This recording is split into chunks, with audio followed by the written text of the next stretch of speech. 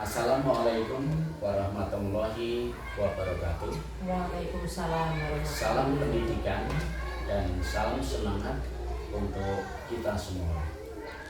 Selamat datang di podcast Ruang Refleksi Pendidikan, ruang berbincang santai untuk menyegarkan cara pandang dan semangat para pemimpin sekolah.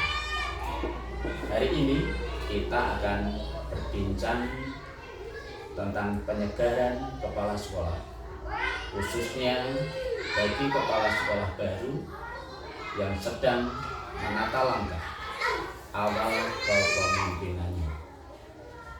Telah hadir bersama kita kepala sekolah yang baru saja mendapat mutasi tugas. Terima kasih Bu Fajar sudah berkenan berbagi refleksi dan pengalaman.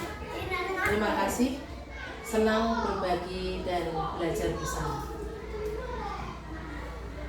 Bu Fajar, untuk obrolan kita hari ini, kita sepakat mengangkat subtema pemimpin visioner. Menurut Ibu, mengapa kemungkinan visioner terasa penting sebagai bagian dari penyegaran kepala sekolah? Terima kasih, Pak. Visioner adalah memiliki pandangan yang jauh ke depan atau ke masa depan.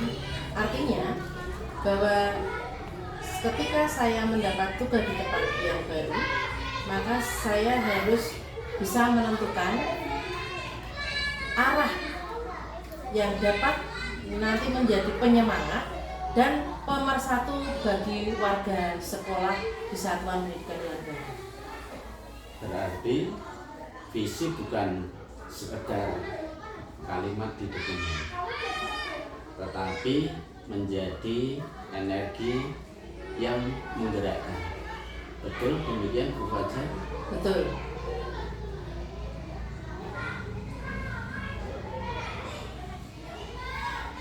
Tadi Bu Fajar menyebut bahwa visi itu memberi arah dan energi.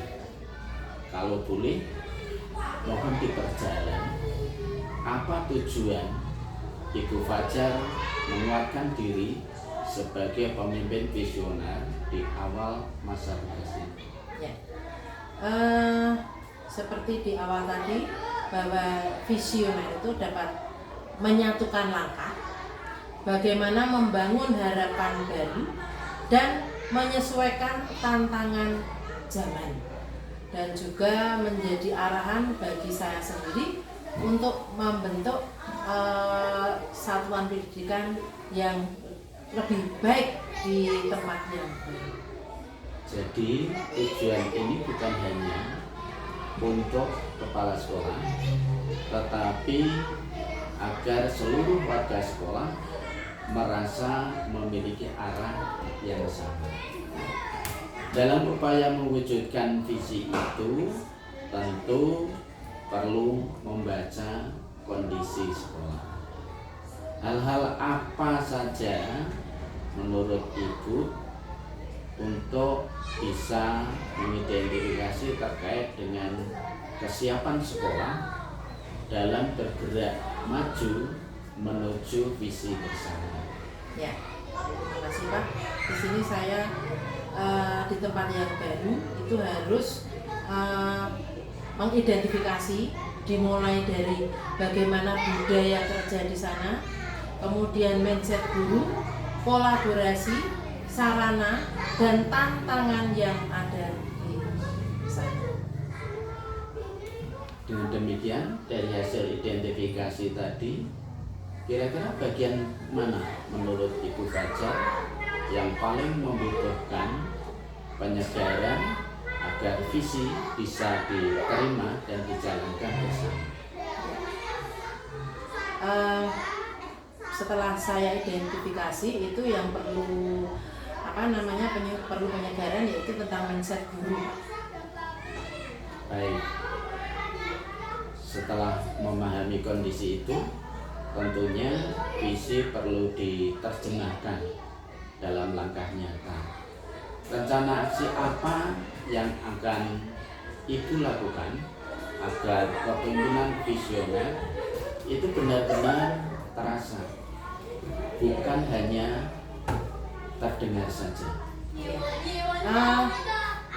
Langkah-langkah yang akan saya lakukan yaitu yang pertama, saya akan mengadakan dialog dengan para guru, kemudian juga akan menentukan program-program yang perlu diprioritaskan dan juga mengkomunikasikan visi secara konsisten.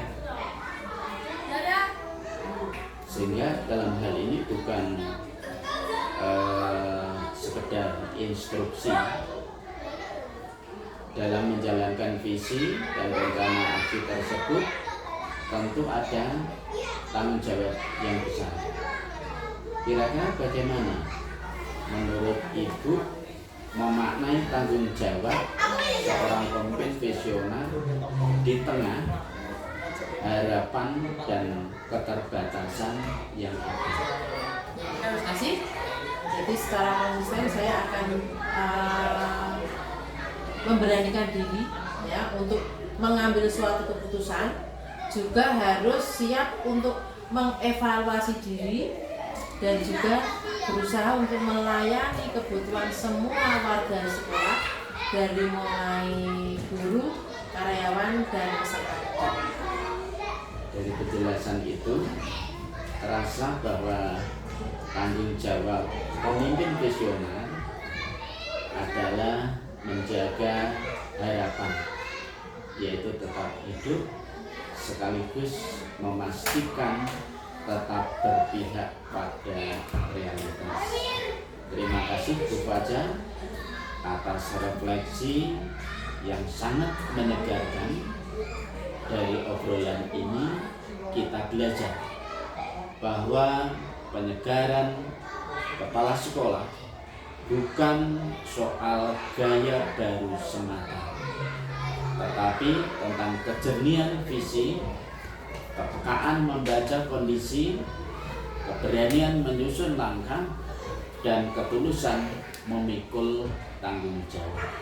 Semoga percakapan ini menginspirasi para kepala sekolah untuk terus menyegarkan diri, menata arah, dan menyalakan harapan di sekolah masing-masing.